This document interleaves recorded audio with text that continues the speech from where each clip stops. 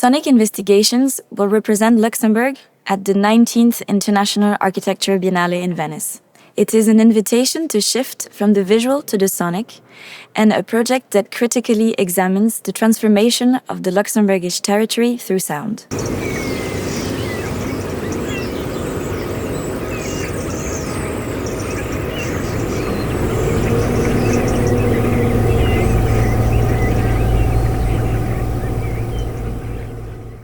We are Valentin Bansac, Mike Fritsch, and Alice Loumeau.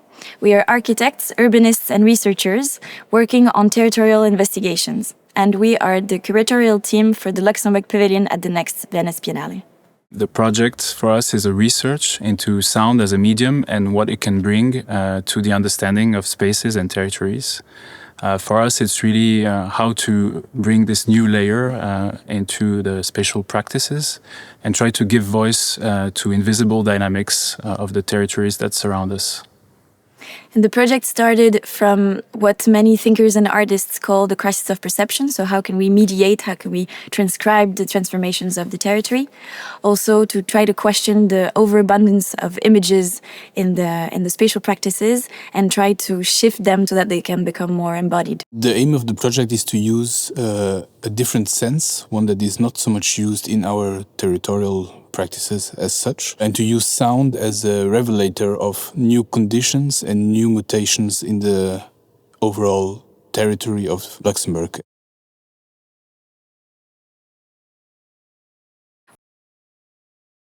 One main source of inspiration for the project was a work by John Cage called 433. I think we're also quite inspired by the notion of acoustic ecology that comes back from the 70s by Murray Schafer, and where they started to study sound as soundscapes and to understand the entanglement of different elements in our auditory environments. So we also wanted to use methods that are maybe more used in science, but not so much in the architectural realm, to see what it can bring also to the way we portray these dynamics.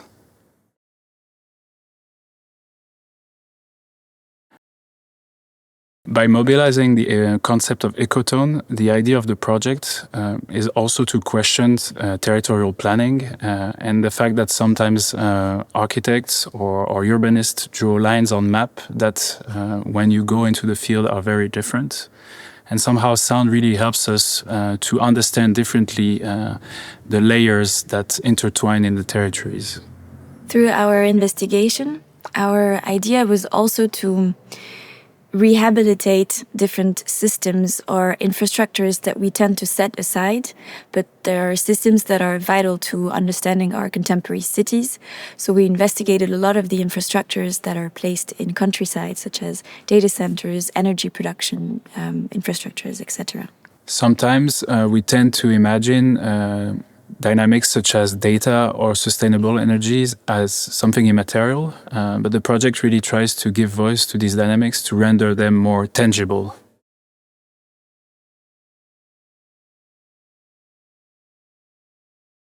Luxembourg is an interesting case study of this general changes that happen elsewhere, worldwide, or even on a European scale, that find in Luxembourg a very situated place where also all these different things that evolve quite rapidly start to intertwine and to merge into each other. For us, the project has something political in the sense that it speaks about ecology. I think by recording at the same time human elements and natural elements, we're trying to portray the territory as an entangled space.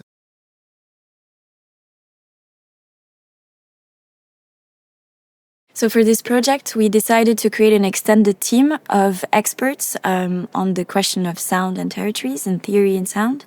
So we're working with Ludwig Berger, who's a field recordist, and Pierre Vanni, a philosopher and musicologist.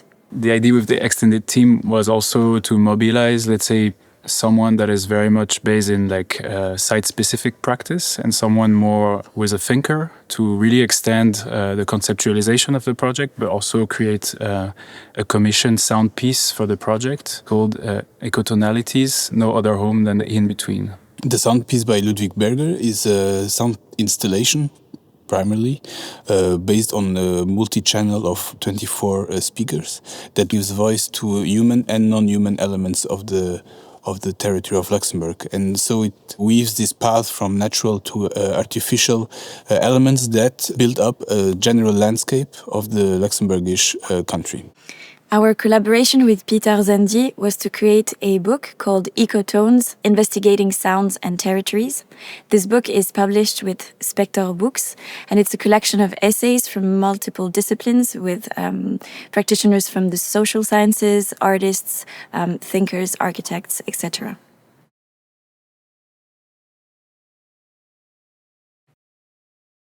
The concept of ecotone is a word that we started to work with from the beginning of the project. It comes from the hard sciences. An ecotone is the liminal space, the transitional space from one state to another or from one territory to another. So in the territory with Ludwig Berger, we decided to place ourselves and record at these ecotones, these liminal spaces, so between a forest and a data center, or between an infrastructural landscape and a production landscape, etc.